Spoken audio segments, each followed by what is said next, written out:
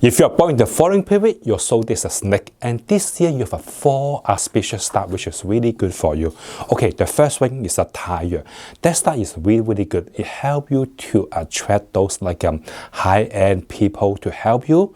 And then the second one is a Wencheng. That one is really, really good for study, good for education. If you want to promote in administration work, that star will also help you out.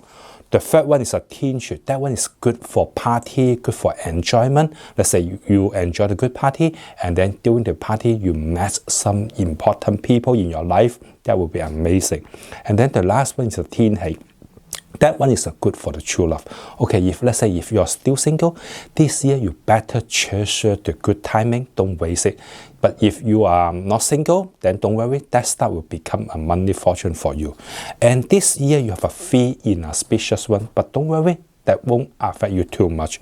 Just be careful for the following 3 months, February, August, and November.